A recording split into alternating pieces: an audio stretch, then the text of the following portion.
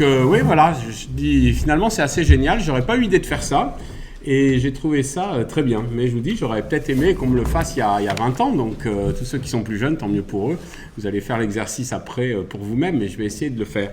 Euh, alors, bon, moi voilà, je suis prêtre, je prie, je suis médecin, je viens d'arrêter l'exercice médical. Ma prière, c'est d'abord ma prière à moi, Bruno. Il se trouve que je suis prêtre et je suis médecin, donc je ne vais pas vous parler un témoignage, je vais essayer de faire mon expérience de la prière et puis la matinée de en quoi le fait que je sois médecin a marqué ma prière, puis vous avez tous l'expérience, puis j'espère qu'on aura le temps de dialoguer un peu. Alors la prière, c'est... Moi je suis très frappé, par exemple, quand je prépare des mariages, je ne demande jamais aux gens s'ils sont croyants, ça ne sert à rien. Pour moi, le monde ne se sépare pas entre croyants et incroyants. Parce que l'incroyant, c'est toujours quelqu'un qui doute, qui se pose des questions, qui peut-être croit plus qu'il ne pense. Et quelquefois, il y a des croyants qui pensent croire, et puis c'est pas si vrai que ça. Et donc pour moi, c'est pas deux races différentes. Ça, c'est clair et net. C'est ma propre expérience. Moi, je suis un incroyant devenu croyant comme ça, brutalement. Et alors, j'ai remarqué qu'il y avait beaucoup plus de gens qui priaient que de gens qui se disaient croyants. Ça, c'est mon expérience de prêtre. Donc, si vous posez la question que ça vous arrive de prier, vous avez plus de oui que si vous risquez à dire est-ce que vous êtes croyant. Et c'est intéressant, parce que ça veut dire que la prière a trait aux profondeurs de l'être, et de l'être humain qui finalement est en attente d'eux, en désir d'eux. Alors, vous pouvez mettre plein de choses derrière le d'eux. Et donc il y a ça. Et puis donc la prière c'est assez universel. C'est pas réservé aux chrétiens. Pratiquement dans beaucoup de cultures, de religions, on prie de différentes manières. Et donc la prière chrétienne, elle va un peu à la fois s'enraciner dans ce fond commun de la prière, ce fond existentiel de la prière, et elle va être un peu caractérisée. Et donc, je vais aller un petit peu droit au but. Je pense que la prière chrétienne, elle est d'abord écoute de Dieu, dialogue avec lui. Mais je mets volontairement écoute d'abord, parce que c'est pas si simple. Parce que la prière, spontanément, c'est plutôt mes besoins, mes désirs, mes attentes, mes manques, mes cris, mes souffrances, peut-être aussi mon action de grâce. Ça peut arriver si vraiment on est déjà dans une dynamique de foi. Et puis, quel est le but de la prière ? Là aussi, la prière païenne, elle a plutôt envie de transformer Dieu, de l'amadouer, de gagner ses faveurs. C'est très vieux comme le monde, ça. Prier Dieu pour avoir la pluie dans son champ, pour que les récoltes poussent. Prier Dieu pour avoir la santé. Prier Dieu pour avoir des enfants. Prier Dieu pour... Voilà. Donc pour obtenir quelque chose, c'est très humain. Et puis peut-être que la prière chrétienne, biblique déjà, juive, c'est l'homme qui se frotte à Dieu et qui se laisse transformer par lui. Tiens, ça change pas mal. C'est-à-dire, quel est l'effet de la prière ? C'est pas amadouer Dieu, mais c'est me laisser transformer par lui. Et pour nous chrétiens, qui croyons au Dieu Père, Fils et Saint-Esprit, laisser l'Esprit Saint me façonner, me transformer. Et j'aime bien ce passage de l'évangile de Luc. Alors, j'ai pas ramené de Bible parce que j'ai ramené mon carton de bouquin, mais j'ai mis les citations en étant... C'était prévu que j'ai une Bible avant moi, mais je vais vous les dire de mémoire, puis vous les vérifierez. Mais au chapitre 11 de Saint Luc, dans l'évangile de Saint Luc, il y a ce beau propos sur la prière en disant, voilà, vous demandez des choses, de toute façon, Dieu sait, avant que vous lui demandiez, il sait déjà ce qui est bon pour vous, quoi que vous demandiez, a fortiori, il vous donnera l'Esprit Saint. Alors chez Matthieu, c'est une version un peu différente, il dit des bonnes choses, puis chez Luc, c'est l'Esprit Saint. Alors Saint Augustin, que j'aime bien, il dit, qu'est-ce que tu demandes à Dieu ? La santé, la prospérité, une longue vie ? Peut-être que tu les obtiendras, peut-être pas, c'est pas sûr. Mais de toute façon, tout ça, c'est périssable. La seule chose que tu peux demander à Dieu et que tu n'aies pas, c'est Dieu lui-même. Demande Dieu à Dieu. Donc je trouve que demande Dieu à Dieu ou votre Père vous donnera de toute façon l'Esprit Saint, c'est une manière de dire prie et l'effet n'est pas ce que tu croyais, c'est-à-dire c'est pas Dieu qui va changer, c'est toi qui vas recevoir Dieu en toi et qui va te laisser transformer par lui. Alors ça c'est vachement important à comprendre. Jésus dit aussi dans l'évangile, quand vous priez, ne priez pas comme les païens qui rabâchent. Ils pensent qu'à force de rabâcher, ils vont crever le plafond bas des nuages du ciel pour que Dieu entende. C'est très humain ça, hein, les moulins à prière, les rabâchages, les choses qu'on répète, pour que Dieu entende, comme s'il était un peu loin et un peu sourd. Or, toute la Bible nous dit, il est tout proche. Il est au-dedans de toi, celui que tu cherches loin. Il n'est pas au-delà des mers que tu ne puisses pas l'atteindre. Il est tout proche de toi. C'est quand même pas rien ça, hein. C'est toute la révélation de Dieu qui se manifeste comme un Dieu proche. Et puis Jésus, il dit, vous ne savez pas prier comme les païens, ne rabâchez pas. Et les disciples demandent, enseigne-nous la vraie prière. Et c'est le Notre Père qu'on dira ensemble tout à l'heure. Le malheur, c'est que le Notre Père, on a tendance à le rabâcher aussi. Donc c'est un peu raté, l'effet de Jésus est un peu raté. Mais le Notre Père, c'est quand même vachement intéressant. Vous le savez, puisque déjà ça commence par notre et pas mon. Les prières en je, en me, se transforment en prières en nous. C'est-à-dire que ça nous oblige à être solidaires des autres qui peuvent dire nous avec nous, des frères, des sœurs, des plus lointains peut-être, jusqu'où va ce nous, je ne sais pas très bien, toute l'humanité. C'est un peu le sens de nos prières universelles. Et donc, il y a ce « nous ». Et puis, le Notre Père, ça met le paquet. Hein. Que ton nom soit sanctifié, que ton règne vienne, que ta volonté soit faite. 3 choses, qui s'adressent à Dieu. Et c'est ton nom, ton règne, ta volonté. Et moi, là-dedans, moi, j'ai disparu. Ou plus exactement, je me suis d'abord mis à l'école du nom, du règne et de la volonté de Dieu. Donc c'est une prière qui déplace tout de suite du côté de Dieu. Et puis après, une prière qui transforme l'orant, le priant. On n'a plus tellement l'habitude de ce mot orant, mal traduit du latin peut-être, mais enfin il est beau, hein, parce que le priant, l'orant, c'est pareil. Donne-nous notre pain de ce jour. Alors ça peut être le pain tout bête de votre repas. Bon, on a un peu l'habitude que ça nous tombe dans l'assiette presque tout seul, quoi. Hein. Ça peut être le pain de l'Eucharistie, peut-être. En tout cas, c'est ce qui nous nourrit. Et c'est chaque jour. Pas de congélateur, pas de frigidaire, on ne peut pas emmagasiner, rien n'est garanti, et chaque jour le demander. Autrement dit, sois mendiant de Dieu. Ça, c'est quand même pas si banal que ça. Donc, à nouveau, reçois-toi de lui, qui te donne la manne chaque jour. Hein. Chaque jour, quand on connaît un peu la Bible, ça fait penser à la manne, qu'on ne pouvait pas garder le lendemain, sinon elle pourrissait.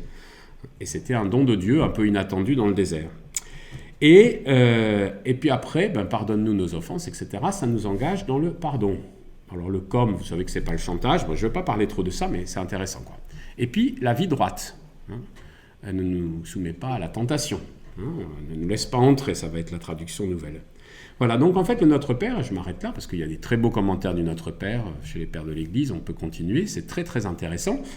Cyprien notamment, de Carthage, Augustin, qui est juste le siècle en dessous, qui disent, Augustin, il dit, tu peux prier comme tu veux, avec les mots que tu veux. Ta prière, elle doit être libre, spontanée. Mais si tu veux savoir si ta prière est une prière chrétienne, elle doit entrer dans le Notre Père. Pas forcément avec les mots du Notre Père, mais elle doit d'une certaine manière entrer dans la structure du Notre Père. C'est très intéressant comme critère, je vous invite à essayer de l'appliquer un peu. Et c'est la prière humble d'un homme qui se reconnaît pécheur et qui implore la miséricorde de Dieu. Pardonne-nous nos offenses. On ne demande même pas si... Voilà, donc c'est quelqu'un qui se reconnaît pécheur en attente de Dieu. Hein. Et dans l'Évangile, on nous dit aussi, on associe ça avec l'attitude de l'enfant, qui, je vous le rappelle, est mieux disposé à entrer dans le royaume de Dieu que ceux qui croient savoir. On a un autre beau passage dans l'Évangile, chapitre 18 de Saint Luc, c'est le pharisien et le publicain. Hein, le pharisien qui sait tout, qui va au premier rang, qui se montre, et puis le publicain qui est là derrière, au dernier rang. C'est pour ça que les premiers bancs ne sont jamais occupés. Hein, donc ça, c'est un bon signe, par humilité. La prière du chrétien et la prière du médecin aussi, elle est écoute de Dieu. Alors c'est vachement intéressant. Écoute de Dieu dans sa parole. C'est quoi la parole de Dieu ? Alors depuis Vatican II, on a dit parole de Dieu égale la Bible. C'est ce que vous pensez spontanément. Hein ? Ben, c'est pas vrai. Ou plus exactement, c'est pas tout à fait vrai. C'est tellement vrai qu'à l'Église, quand le prêtre ou le diacre proclame l'Évangile, il dit à la fin « Acclamons la parole de Dieu » Et l'assemblée répond « Louange à toi, Seigneur Jésus ». Autrement dit, l'assemblée reconnaît dans cette parole qui vient d'être prononcée la vraie parole de Dieu qui est le Seigneur Jésus, qui est le Verbe de Dieu, la parole de Dieu, vivante.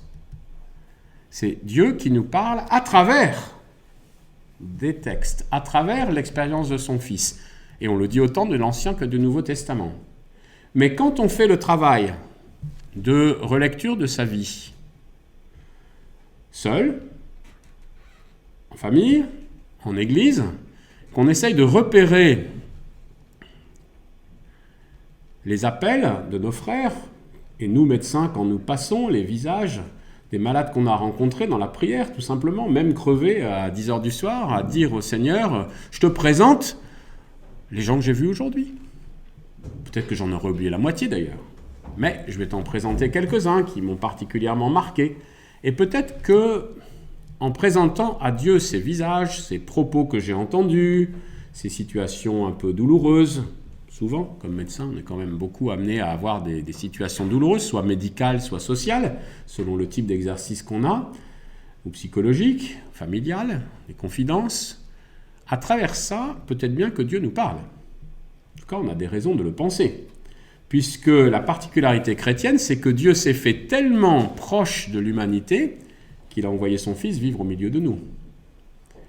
Qu'il a envoyé son Fils partager notre condition humaine dans sa simplicité, dans sa pauvreté aussi.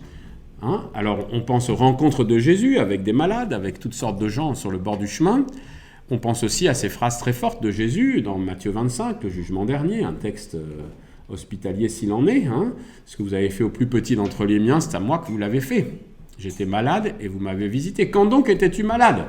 Évidemment, Jésus n'a pas eu beaucoup le temps d'être malade. En mourant à 33 ans, a priori, on n'a pas de trace de maladie chez Jésus. Mais il s'identifie à ceux qui sont malades, comme à ceux qui sont en prison, ou ceux qui sont nus, ou ceux qui sont étrangers. Donc, le Christ s'est montré à ce point solidaire de l'humanité qu'il n'est pas interdit de penser, et même plutôt bien, qu'il nous parle aussi à travers nos frères et sœurs, et en particulier ceux qui crient leur souffrance ou leur douleur, mais peut-être aussi ceux qui sont dans la joie, qui sont heureux et avec qui on peut rendre grâce. Donc je pense que ce travail d'écoute de Dieu dans la prière, c'est aussi écouter toutes les situations humaines que nous rencontrons et croire qu'à travers là, Dieu nous parle. C'est pas obligé d'y penser toutes les 5 minutes. Mais si déjà on fait ce travail, eh bien par imbibition, je pense que Dieu nous parle dans l'expérience même de notre travail. En tout cas, moi, c'était un peu mon expérience. Et si je suis resté si longtemps comme médecin, depuis bientôt 25 ans que je suis prêtre, et un peu plus comme médecin, c'est parce que j'ai eu cette intuition très vite que Dieu me parlait à travers les malades et que j'apprenais le Christ à l'hôpital. C'est pour ça que je suis resté si longtemps à l'hôpital, c'est ce que je raconte un peu dans ce bouquin. J'ai appris le Christ à l'hôpital. Alors j'ai eu la chance de faire de la théologie et puis ça pouvait se conjuguer l'un et l'autre, mais je suis convaincu qu'on apprend Dieu à l'hôpital. Il nous parle à travers les malades et il l'a fait pour moi vraiment jusqu'au bout de mon expérience. Encore très récemment, puisque j'ai encore été un petit peu à l'hôpital là, jusqu'au début du mois de février, et j'ai eu la chance lundi dernier d'aller manger chez un malade. 40 ans, un prof de sport, pas croyant, enfin je sais même pas, il m'a pas dit, mais je pense pas. Alors, il savait que j'étais prêtre depuis le début, puis au moment où je suis parti, j'ai dit que j'avais écrit un livre. Il est venu à une dédicace près de Boulogne, là où j'avais dédicacé, c'est là qu'il habite, et puis il me fait dédicacer 3 bouquins. Alors le premier, il me dit, c'est pour Franck et Gertrude. Il dit, vous vous souvenez, docteur, en fait, la première fois que je l'avais vu avec un autre mec et je savais pas très bien la nature de la relation entre les deux. J'avais donc plus ou moins essayé d'enquêter, il s'en souvenait. En fait, c'était un bon copain, rien de plus, mais bon, alors voilà, très bien. Puis il me fait dédicacer 2 autres bouquins. Puis je dis, ben et vous ? Il me fait, vous allez venir chez moi. Alors il aime bien les bons vins, vous allez déguster un bon vin et vous allez me dédicacer le bouquin chez eux. Alors, c'est ce que je peux me permettre, puisque je ne soigne plus. Donc, je peux devenir ami avec quelques ex-malades. En plus, il va bien, donc ça aide. Mais j'ai trouvé ça super, parce que ça veut dire aussi, le médecin, il est dans une fonction, il est dans un rôle, il a un pouvoir, il rend service, mais c'est aussi un frère en humanité. Et ce malade, dont je pense bien qu'il n'est pas croyant, il scoltinera mon bouquin, je l'ai prévenu du contenu, mais c'est amusant le type de relation, parce que c'est une vraie relation d'amitié qui se noue, et le fait d'être dégagé du pouvoir, entre guillemets, permet de le manifester. Ce que vous avez fait au plus petit d'entre les miens, c'est à moi que vous l'avez fait. Et donc, écoutez le Christ dans la prière, nous parler à travers nos frères et sœurs malades. Et je vous assure que quand on les écoute, il se passe plein de choses. Il y a plein de choses qu'on ne voit pas. J'ai dans mon bureau l'illustration de l'évangile de mon ordination. Au chapitre 11 de Saint Luc, où Jésus envoie les 72 en mission, puis ça se termine, Jésus loue son Père. « Je te rends grâce, Père, ce que tu as caché aux sages et aux intelligents, tu l'as révélé aux tout petits. » Et puis la phrase d'après, c'est « Heureux ! Beaucoup de prophètes et de rois ont voulu voir ce que vous voyez, ont voulu entendre ce que vous entendez, et ne l'ont pas vu et entendu. Et vous, heureux êtes-vous parce que vous voyez et vous entendez. » Jésus dit ça aux disciples. Alors à l'époque, il y a des gamins qui avaient illustré ça avec des oreilles, avec des couronnes qui entourent l'oreille, et des yeux, avec à la place des sourcils, des couronnes de rois, parce que c'est beaucoup de rois et de prophètes ont voulu voir et entendre. Donc ça illustre bien. Mais ça veut dire que ce n'est pas évident. Et mon expérience, c'est que c'est souvent dans les interstices. Alors moi, j'avais une grosse activité de consultation. C'est souvent au moment où la personne s'en va, dans le couloir, quand il se lève, une petite bribe, un regard du conjoint, une allusion, un petit mot. J'ai pas, les malades, certains, à peu près un tiers ne savaient pas que j'étais prêtre. Je l'ai vérifié en disant au revoir individuellement à mes patients toute l'année dernière.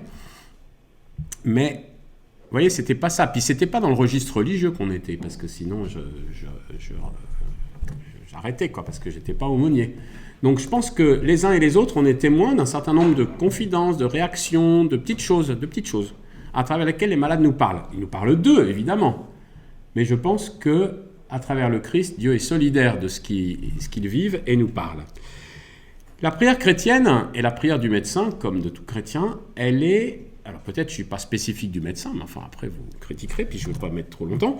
La prière du chrétien, du médecin chrétien, elle est aussi contemplation du Christ. Ça me paraît très très important. Contemplation du Christ, écoute du Christ, et la médiation des évangiles nous sert bien, par lequel le disciple que nous sommes se met à l'écoute du Maître, de sa pratique de charité, de son regard qui relève, de son attitude qui redonne la dignité.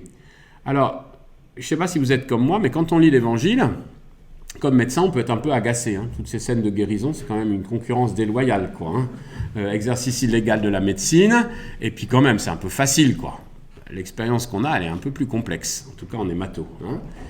Et en même temps, ça vaut le coup, vraiment, de regarder ces scènes, de les méditer, de les contempler, de contempler Jésus, de voir comment il accepte. Moi, j'aime beaucoup, par exemple, au début de l'évangile de Saint Marc, il guérit la belle-mère de Pierre.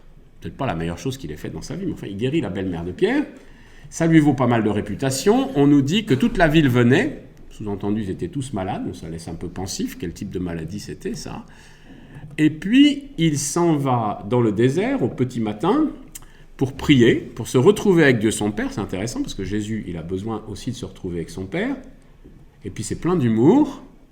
Au petit matin, les disciples lui disent « Tout le monde te cherche », phrase que j'ai souvent entendue à l'hôpital, parce qu'à l'hôpital, on n'arrête pas de courir et tout le monde te cherche.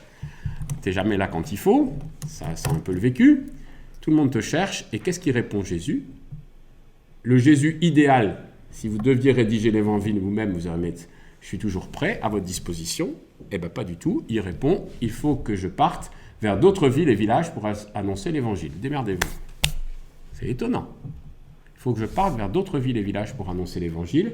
Et là, c'est l'humour de l'évangéliste qui nous dit, et beaucoup de malades et de possédés vinrent le trouver et il les guérit. Autrement dit, il est rattrapé par les personnes malades. Alors, pourquoi je dis ça ? C'est parce que ça me paraît important de contempler Jésus qui répond à la demande, Jésus qui se laisse interpeller par les malades, Jésus qui laisse, je pense à l'aveugle Bartimée, où on essaye de l'éloigner, les disciples essayent de l'éloigner, puis Jésus dit non, allez le chercher. Donc il répond à la demande et il introduit une relation extraordinaire qui remet debout, qui guérit, qu'est-ce que tu veux, qui probablement décoince des gens qui étaient bloqués dans la maladie, qui avaient peut-être des bénéfices secondaires de la maladie ou du handicap. Bref, ça vaut le coup de contempler Jésus dans sa relation avec des personnes fragiles, qu'il réintègre dans la communauté, puisque la maladie était entachée de problèmes sociaux, d'une vision très négative, impure. Voilà, ça me paraît très important pour le médecin qui s'imprègne de la manière d'être du Christ. et qu'il grandisse dans sa capacité à accueillir, accompagner, manifester bonté et tendresse. Donc je pense que la prière du médecin, ça doit être une prière où on se frotte au Christ et à sa pratique pour s'en imprégner.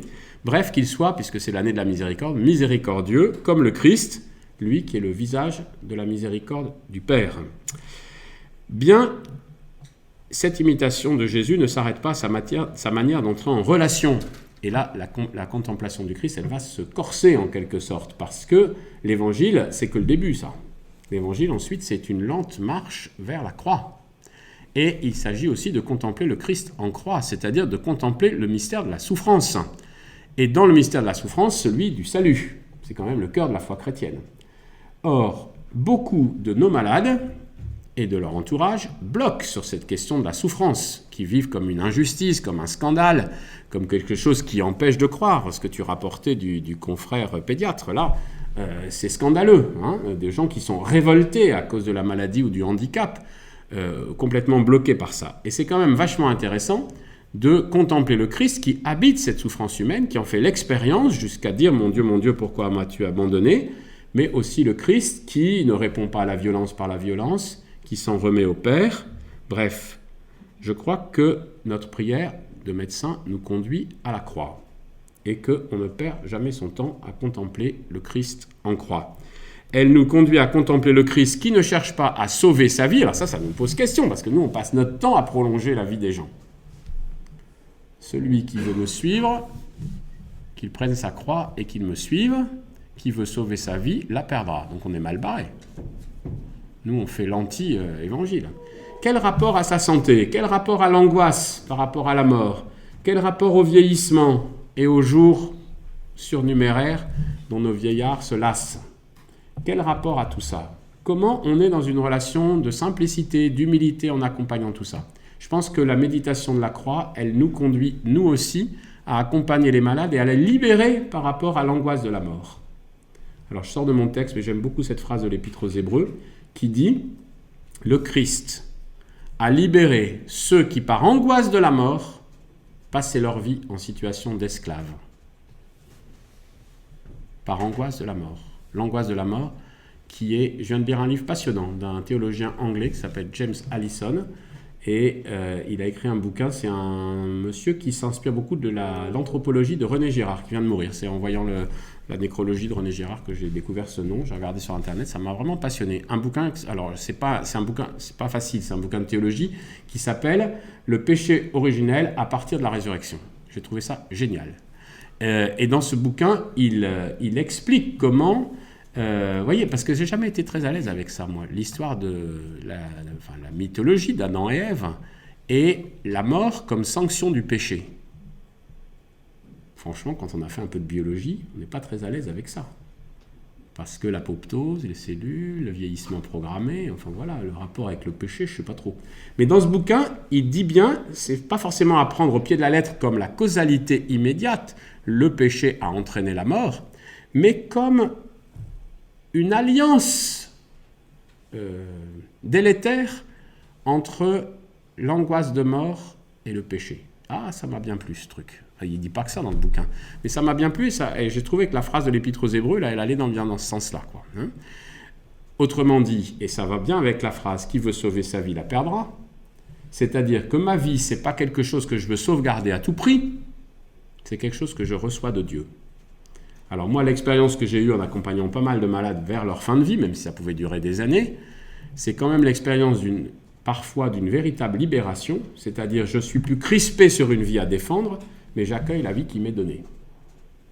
Qui m'est donnée par mon conjoint, par les soignants, par mes amis, par Dieu. Et je suis persuadé que l'expérience du soin, qui est une expérience, alors je raconte beaucoup ça dans le bouquin, l'expérience du soin qui est une expérience pas banale, et qui est une expérience, dans l'idéal, je sais bien que la maltraitance et tout ça, mais enfin, dans l'idéal, une expérience d'attention, de bienveillance, de tendresse, de bonté, révèle un certain nombre de personnes à elles-mêmes et à leur vocation à être aimées de Dieu. Ça, j'en suis convaincu. Donc, je pense qu'il y a une expérience spirituelle très forte là-dedans. Et nous, médecins, on ne s'en rend pas compte, parce qu'on fait ça c'est notre boulot. La relation de soins, on l'a apprise, mais ce n'est pas banal. Et on ne se rend pas compte de ce qui passe à travers ça. Et je pense que si on a un quelconque rôle de témoin de la foi, et je dirais même plus loin, de témoin de la résurrection, ça passe par des choses très simples comme ça. Donc je pense que la prière du médecin, elle recueille ça. Elle n'est pas une prière fanfaronne, elle n'est pas une prière « chez moi le meilleur », non. Mais parfois elle est une prière « donne-moi d'être doux et humble de cœur comme toi ». Donne-moi de manifester la tendresse et d'être sensible aux appels. Donne-moi de ne pas exercer mon métier en abusant de mon pouvoir, en me conduisant de façon superbe, hautaine, comme on entend hélas un certain nombre de patients rapporter des relations avec leur médecin. Donc je pense que la prière du médecin, elle va aussi le transformer dans sa manière d'être et de pouvoir témoigner d'une vie reçue de Dieu, que ce soit la nôtre, que ce soit celle des patients dont on s'occupe.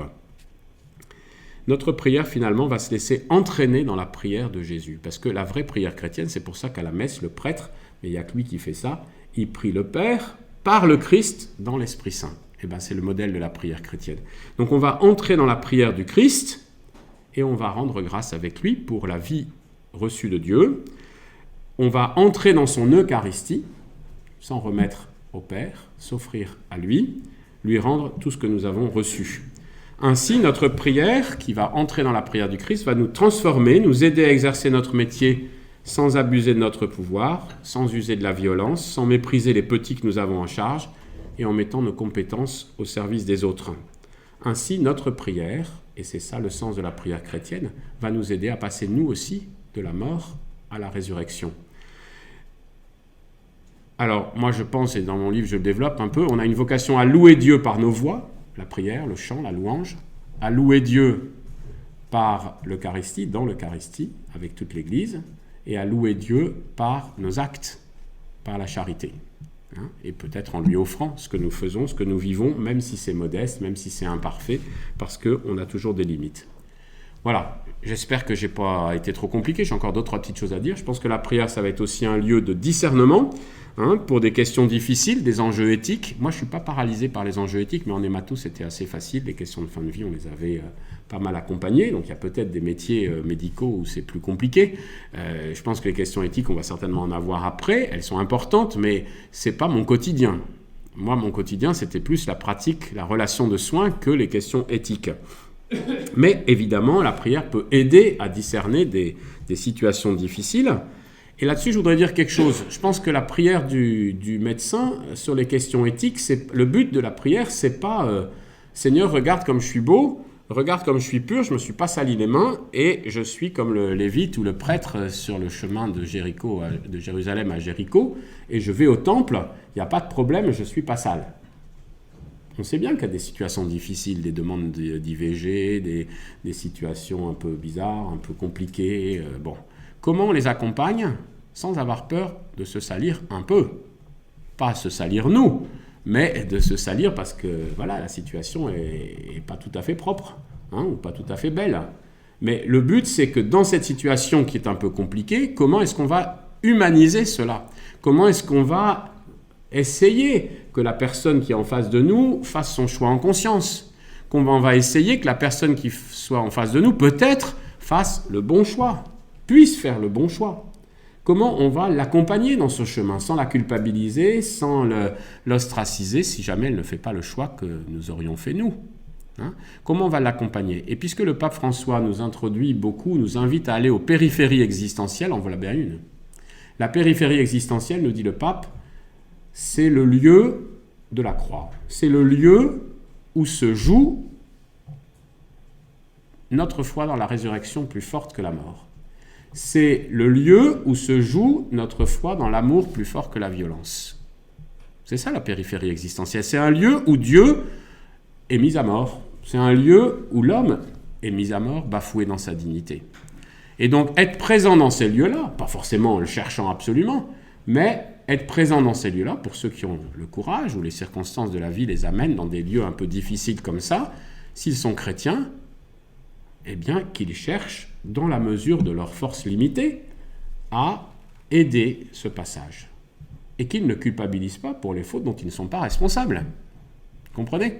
Parce que j'ai déjà rencontré des médecins complètement paralysés à l'idée de... Mais ce n'est pas une compromission, ce n'est pas une collusion avec le péché, c'est simplement dans un lieu où il y a du mal, dans un lieu où il y a où il y a du mal, comment je vais essayer de... Et je pense que là, ça peut être bien sûr des moments de prière très forts, mais aussi très humbles, pour être à sa place. D'ailleurs, Jésus, dans l'Évangile, quand il appelle Matthieu, le publicain, début de l'Évangile de Matthieu, Lévi, la nouvelle traduction liturgique dit Lévi, c'est un peu curieux, mais c'est comme ça. Donc, Lévi, collecteur d'impôts, corrompu, à la solde des Romains, je t'appelle, sois mon apôtre. Viens, suis-moi. Il y va. Qu'est-ce qu'il fait Jésus 5 minutes après?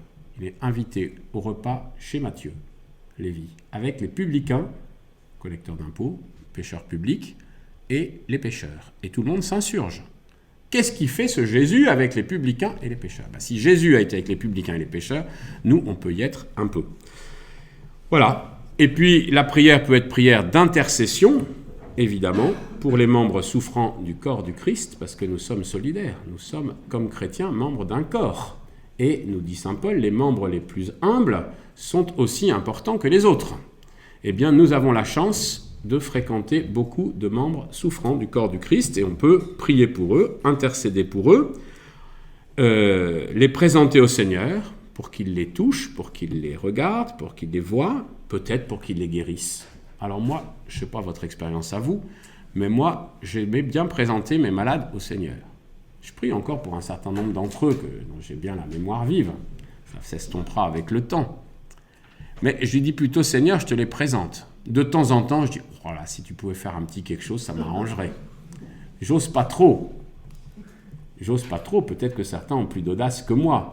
Et en général, je disais, quand vraiment je voyais des situations un peu désespérées, de toute façon, tu sais ce qui est bon pour eux. Donc si tu peux et tu penses que c'est bien de les guérir, guéris-les, avec la médecine ou sans la médecine. Et si tu penses que c'est pas ça qui est bon pour eux, fais en sorte que leur fin de vie, par exemple, se passe pour le mieux. Qu'ils puissent peut-être grandir, ou comme dit saint Paul, quand l'être extérieur s'en va vers la ruine, l'être intérieur peut grandir. Il dit ça, lui, quand il est en prison. Mais c'est vrai, d'un certain nombre de malades, je le raconte là-dedans, ça j'en suis convaincu. Donc, il y a des fins de vie qui ne sont pas tristes. Il y a des gens qui, alors que la mort se profile, vivent des choses extraordinaires, dont la durée brève ne signifie pas grand-chose. Comme m'a dit un malade, il n'y a pas si longtemps que ça, c'était au mois de septembre. 64 ans, tu sais, il me connaissait un peu, il me tutoyait. Tu sais, je ne suis pas très vieux, je sais que je vais partir dans quelques jours, mais j'ai bien vécu. Et l'intensité avec laquelle j'ai vécu ne se mesure pas à la durée de mes jours. Il y en a qui arrivent à dire ça. J'ai même vu des gens de 20 ans être capables de dire ça, dans un dialogue un peu costaud avec eux. Voilà, je dis souvent à Dieu, tu sais ce qui est bon pour eux, et je te les présente. Voilà, il ne m'est pas facile, mais peut-être que c'est mon orgueil de médecin, de dire guéris-les. J'ai peut-être tort, il y en a qui doivent le faire plus souvent que moi, qui doivent avoir des espérances de vie remarquables, fausser les statistiques. On m'a quelquefois soupçonné de ça dans les groupes de recherche clinique auxquels je participais. Alors on me chambrait à cause des malades du Nord dont l'espérance de vie est de toute façon 3 ans inférieure à la moyenne nationale, et on me chambrait parce que comme médecin, j'étais peut-être en train de fausser les résultats, parce que si j'avais l'aide du ciel, peut-être que mes malades vivaient un peu plus. Voilà. Alors je ne prétends pas avoir fait le tour de la question. Je pense qu'il y a autant de prières de médecins que de médecins. Je vous rappelle une seule chose, c'est que la prière est don de Dieu. Et que si vous avez de la peine à prier, c'est la première chose à demander à Dieu, c'est « fais-moi la grâce de la prière ». Et en Romains 8, saint Paul dit « Nous ne savons pas prier comme il faut ». Ça rassure, l'apôtre Paul qui dit « Nous ne savons pas prier comme il faut ». Mais, je vous fais un petit résumé parce que c'est un peu plus long que ça la phrase, l'Esprit Saint intercède pour nous, il dit en gémissement ineffable, enfin peu importe, l'Esprit Saint intercède pour nous et nous fait communier à la volonté du Père. C'est intéressant ça. Nous ne savons pas prier comme il faut, mais si nous nous laissons travailler par l'Esprit Saint, nous recevons la prière de Dieu, alors il nous fait peu à peu communier à la volonté de Dieu. Vous voyez, je crois fort à ça. La prière nous transforme et finit par nous faire vouloir ce que Dieu veut. Que ta volonté soit faite. C'est un peu plus compliqué que la volonté soit faite, fatalisme, je suis malade et je ne veux quand même pas dire à Dieu que ta volonté soit faite parce que c'est pas ma... Voilà. Il y a des gens qui s'y méprennent, hélas. Voilà, bon, je m'arrête là et je pense que ça vaut vraiment le coup qu'on rende grâce pour la chance qu'on a d'être placé ainsi, vraiment au cœur de l'humanité et au cœur du mystère pascal, c'est-à-dire au cœur de ce passage de la mort à la vie que le Christ nous permet de faire. Et si nous en témoignons un tout petit peu, témoigner de la résurrection, c'est le boulot de tous les chrétiens depuis leur baptême. C'est aussi celui du médecin dans le lieu où il est. Ça ne passe pas par des grands baratins, ça passe tout simplement par la relation de soins, l'accompagnement fraternel, le compagnonnage avec eux. Je vous remercie.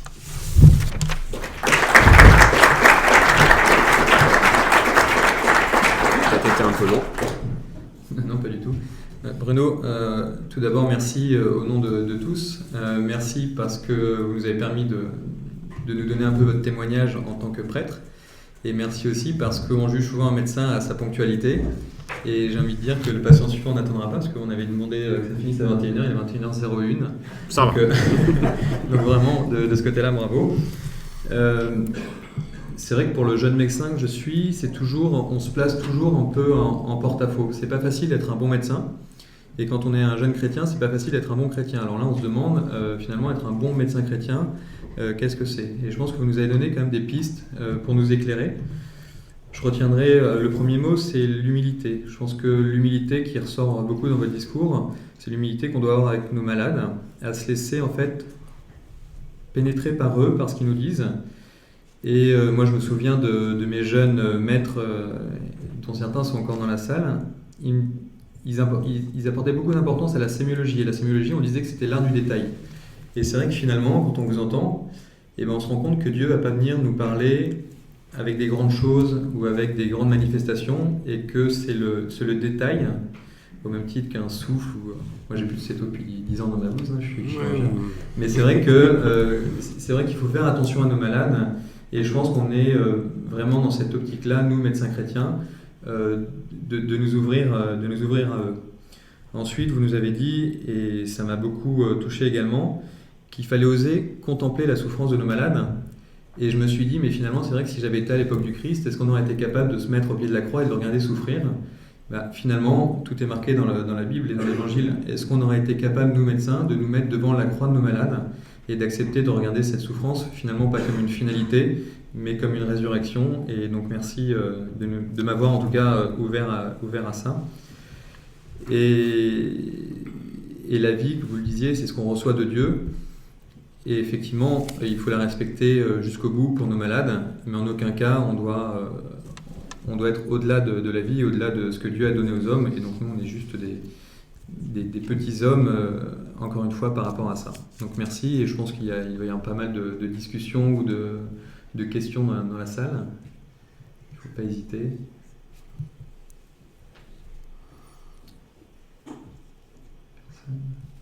Alors, je vais juste raconter une anecdote qui est dans mon bouquin, parce que ton propos vient de m'y faire penser. C'est un patient qui s'adressait à moi en août 2013. J'avais déjà bien avancé dans la rédaction du bouquin. Je venais de vivre une période de rédaction d'ailleurs. C'était au retour des vacances. J'avais pris mes vacances pour ça. Et puis ce malade avait une forme très rare de leucémie qui atteignait sa peau. Il avait une érythrodermie, pas rigolote du tout. Et on l'avait mis en rémission pendant 7 mois. J'avais même filé son cas. On en avait récolté 6-7 autres en France et ça avait servi de sujet de thèse. On l'a publié. J'étais tout content. Puis la rémission était de très brève durée. Il rechute. Puis là, le traitement ne marchait plus. Mais il venait en hôpital de jour encore chaque semaine. Puis ça commençait. On a commencé à être dans une impasse, mais il était sur ses pieds à part qu'il se grattait. Puis c'était fin août. Il sort de l'hôpital de jour un vendredi soir. Mon bureau était à l'entrée. Et il se trouve que je tournais le dos à la porte, mais la porte était entrouverte. Il faisait chaud. Et il me dit « Au revoir docteur, bonne soirée, bon week-end ». Et puis, alors je dis « Au revoir monsieur ». Puis je dis « Vous avez l'air d'un jeune homme ». Il avait 68 ans, mais il avait un blouson léger, d'été, un pantalon de toile. Alors je lui dis « Vous avez l'air d'un jeune homme habillé comme ça ?» Et il me répond « Vous savez, mon père ». Il m'avait dit docteur la phrase d'avant. Là, il me dit « Mon père, vous savez, le plus dur, c'est pas la maladie ». Il avait compris que c'était bientôt la fin. Il m'a dit « Le plus dur, c'est pas la maladie, c'est la société ». Et comme il était édenté, j'ai eu un doute sur la société. Je l'ai fait répéter.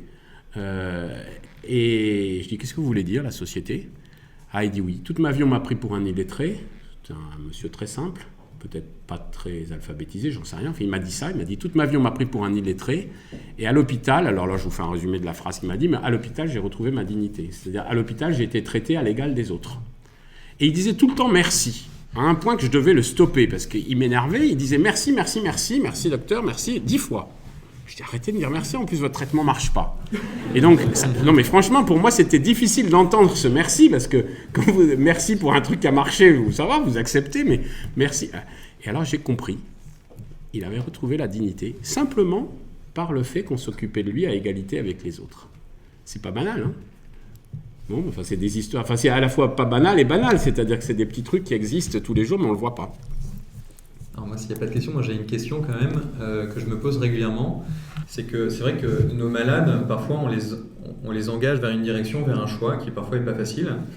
Et nous, parfois notre choix est guidé par la parole de Dieu, par notre prière probablement. Et comment est-ce qu'on peut faire rentrer Dieu justement dans la discussion? Parce que certes on est à l'hôpital pour certains publics, certains libéraux, il faut rester dans le cadre de la laïcité. Mais moi j'en ai discuté avec mon épouse et puis ça nous arrivait quand même de temps en temps que quand on met Dieu dans la discussion, on se rend compte qu'on va avoir d'autres sujets. Alors, il ne faut pas non plus faire du prosélytisme et des prophètes à l'hôpital, mais pour autant, est-ce qu'il y a des pistes ou des conseils? Mais Dieu de la discussion, c'est en parler avec le malade. Ouais, moi je pense, j'en discutais tout à l'heure, j'aurais pu en faire un cas clinique, mais moi c'était l'histoire rapidement d'une jeune qui avait eu une insuffisance cardiaque aux anthracyclines sur une leucémie, justement une maladie hématologique, qui est arrivée, elle avait vraiment fait toutes les complications, tous les organes, et avant qu'elle soit greffée cardiaque, on m'a demandé de lui enlever la vessie, sauf qu'elle était obèse, elle avait eu des chirurgies abdominales multiples, je l'avais vue 10 fois avec sa maman, avec son papa, avec ses frères et sœurs, à chaque fois c'était des larmes, et la dernière consultation, je lui ai dit bon maintenant il faut qu'on choisisse, et elle m'a dit bah écoutez, moi de toute façon il y a Jésus qui veille sur moi, elle l'a dit comme ça. Et quelque part, je me suis senti soulagé parce que je me dis, bah écoutez, donc c'est bon. Moi, c'est bon, on n'en discute plus.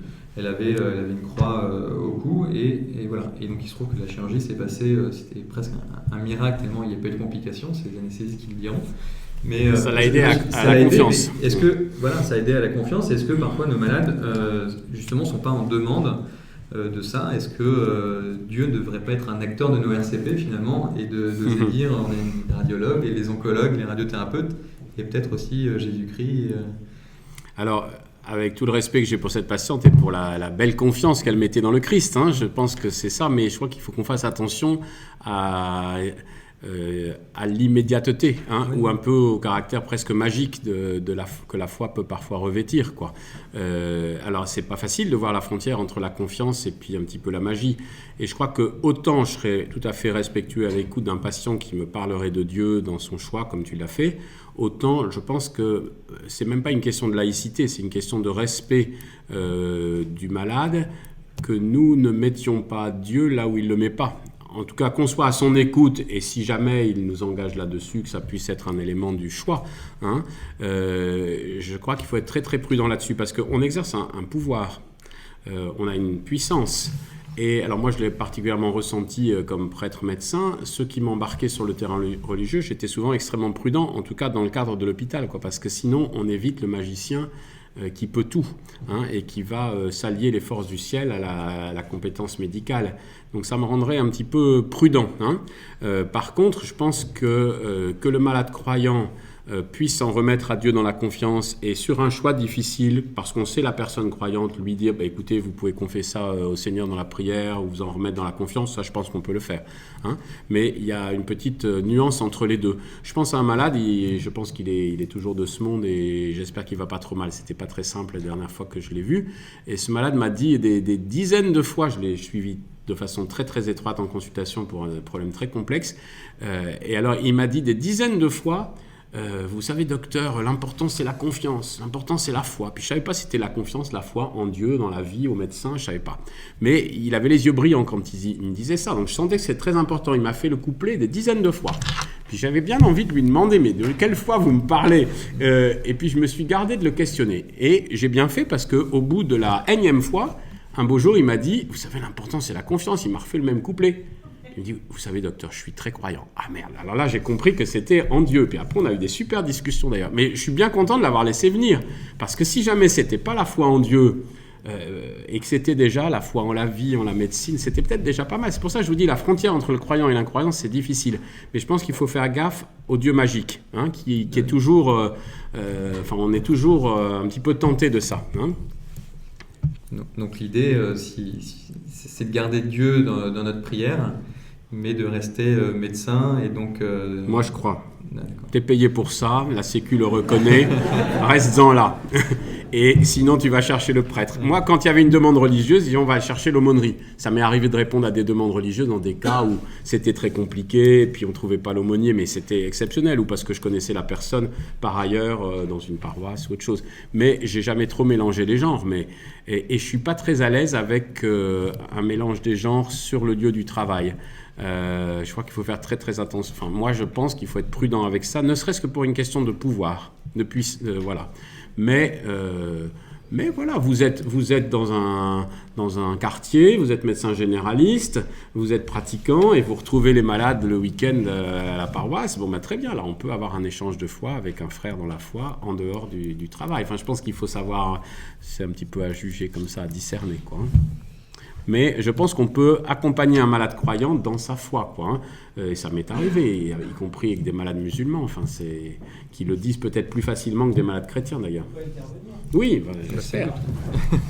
J'ai une proposition. Prends le micro là. Parce que... Moi, j'ai pas trop de soucis à aborder, pour connaître la personne, savoir son univers à elle, au niveau de sa foi. Mais je vais le faire alors en réception, en sachant bien que moi, je suis avec ma croyance, qu'elle va être avec la sienne, et je vais voir s'il y a une alliance possible de elle à sa foi pour aller vers sa guérison.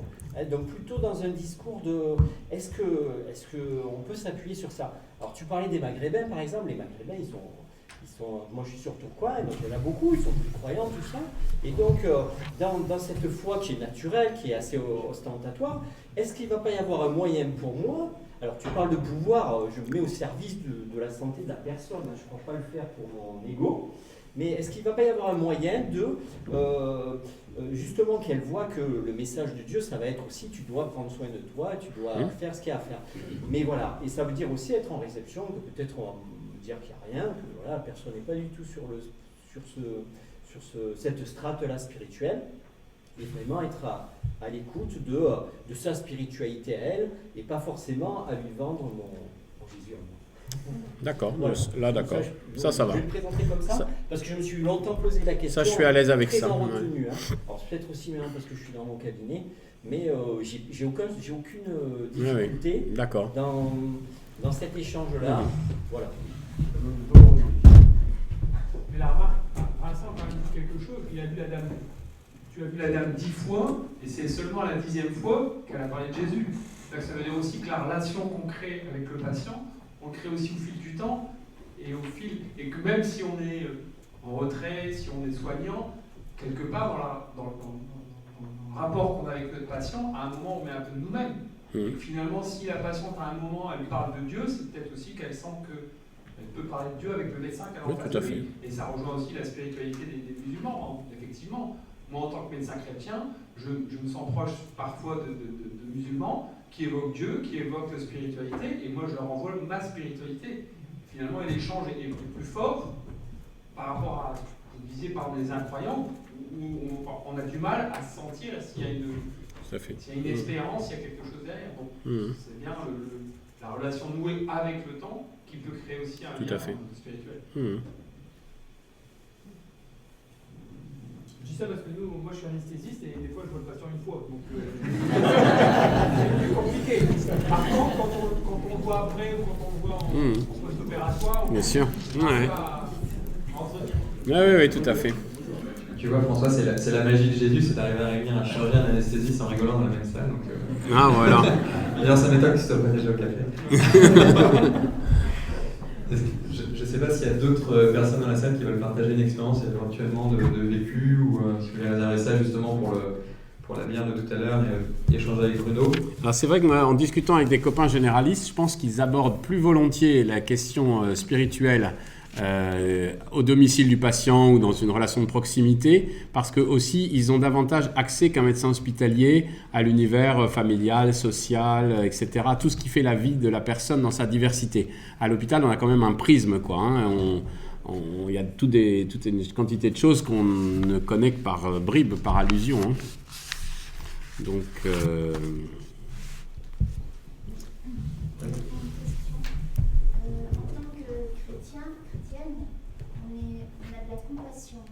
Et jusqu'où on peut vivre cette compassion sans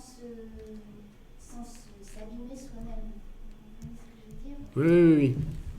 Quelquefois on me dit attention.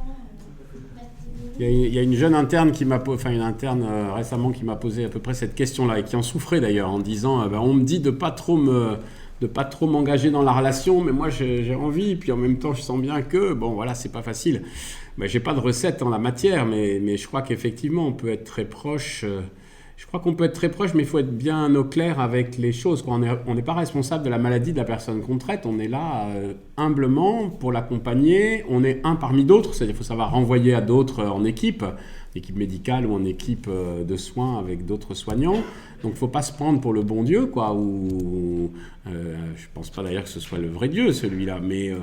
on n'est pas tout puissant. Je pense qu'il y a, vous voyez, il faut se méfier dans l'exercice de la compassion, de la miséricorde, de ne pas se prendre au piège d'une toute-puissance qu'on n'a pas.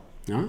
Et donc c'est en étant humble dans la manière d'accompagner le patient, en étant proche et humble, en sachant doser la distance. Je peux, là je peux pas, là je vais pas plus loin, je suis trop fatigué ou j'ai trop pris sur moi, je vais m'arrêter là. Vous voyez, je pense que ça, j'ai pas de recette. Je pense qu'on n'est pas tous fait pareil, qu'on n'est pas tous pareils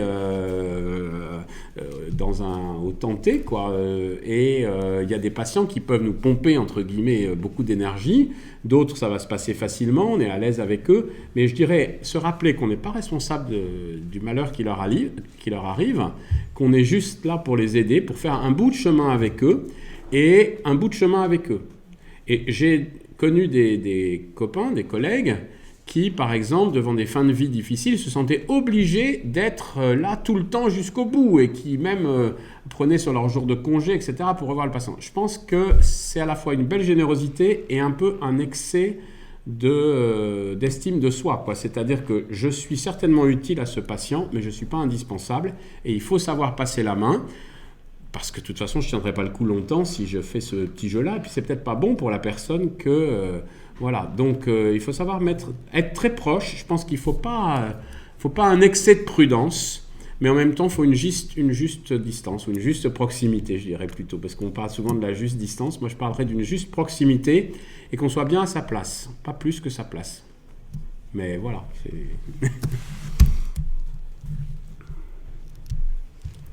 Cyril, vas-y.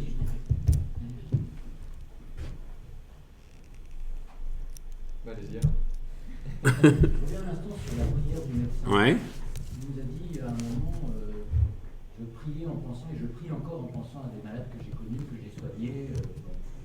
Ça m'a un petit peu surpris parce que ceux-là, si je puis dire, ils ont la chance que tu pries pour eux parce qu'ils ont croisé ton chemin. Mais évidemment, il y a tous les autres. Enfin, il y a partout dans le monde, il y a des malades, des gens en souffrance, etc. etc. Et donc, finalement, la prière du médecin, est-ce que ça, j'en sais rien, c'est tout à fait basique ce que je dis, mais est-ce que c'est pas de demander, comme tu nous l'as rappelé, le Seigneur sait ce qui est bon pour chacun, et donc est-ce que la prière du médecin, c'est pas effectivement de dire au Seigneur, je te fais confiance, tu sais ce qui est bon, ou bien donne-leur la paix, au moins l'apaisement, donne-leur l'espérance, etc., etc. Voilà, j'étais un petit peu surpris par cet aspect un petit peu, j'allais dire focalisé, si je peux m'exprimer ainsi, de la prière du médecin par rapport aux malades que tu as connus et que tu as accompagnés. Oui, alors bon, j'ai la chance de participer quotidiennement à la prière liturgique de l'Église, qui va avoir des intentions plus larges, hein. Mais je pense que c'est aussi dans une relation de confiance qu'est la prière, chacun a du prix aux yeux de Dieu. Et donc autant je prie pour les membres de ma famille, pour des personnes que je connais, autant je vais prier aussi spontanément pour des malades. Et puis j'ai ma petite litanie des saints. La litanie des saints, je ne sais pas si vous avez déjà remarqué dans les églises, c'est les saints des premiers siècles et les derniers. Entre deux, on en a oublié plein. Lui, il en a retrouvé un que je connaissais à peine, mais on en oublie plein. Et bien les malades, c'est pareil. Moi, je me souviens nominalement des premiers patients que j'ai soignés comme interne, et je me souviens bien évidemment des derniers. Entre deux, je ne les ai pas oubliés, mais il y en a qui sont un peu enfouis dans les sables. Et ça m'arrive de prier pour cette grande litanie de malades dont je me souviens de quelques noms. Je pense que c'est toute la question de la prière d'intercession. Hein. Et cette prière d'intercession, elle doit être vécue avec beaucoup de simplicité, je crois. Puisque je suis en confiance avec Dieu, je lui présente ceux que je rencontre, ceux qui me préoccupent, ceux dont qui sont présents à ma mémoire, quoi. Et tous les autres n'ont pas la chance. Oh, mais les autres, on prie aussi pour les autres, quoi. Non, mais les autres, t'inquiète pas, il y a toutes les prières universelles congelées qui, dans les églises, chaque dimanche, prient pour eux, comme pour les SDF et tout ça. Bon, ça change pas grand-chose à leur situation, hein, mais on prie pour eux. Donc, il n'y a pas de problème. Mais tu as raison. Hein. Tu as raison. Mais je pense que prier aussi, c'est reconnaître humblement nos limites et donc faire appel. C'est la prière un peu spontanée, comme je disais tout à l'heure. C'est une prière très spontanée, cette prière d'intercession pour ceux qui souffrent et ceux qui... Voilà, je te prie pour les SDF, je ne sais pas très bien quoi faire pour eux, quoi. C'est pas parce que je veux leur donner une pièce que ça va changer la situation. Mais peut-être qu'en priant pour les SDF, ça va engager certains à faire la soupe, à faire la maraude, à faire des choses. Donc voilà, c'est tout le rapport complexe à l'efficacité de la prière. Hein. Je ne pense pas à cette efficacité directe, mais l'efficacité de la prière nous échappe en grande partie. Alors j'ai essayé de dire tout à l'heure, moi je pense qu'elle passe d'abord par notre transformation personnelle, mais du coup collective, mais qui sait, il y a aussi dans l'histoire de l'Église et de la spiritualité des choses assez étonnantes, à commencer par les prières d'intercession qui passent par les saints et qui aboutissent à ces guérisons que l'Église exige pour faire déclarer des saints. Hein. Donc voilà, peut-être que ça changera un jour. Comme médecin, on est un petit peu gêné avec ça, mais bon, en même temps, ça semble bien être dans l'histoire de l'Église. Il y a des guérisons inexpliquées qui passent par là. Hein.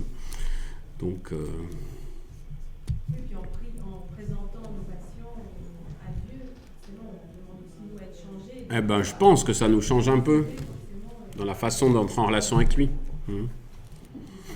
Je crois, oui.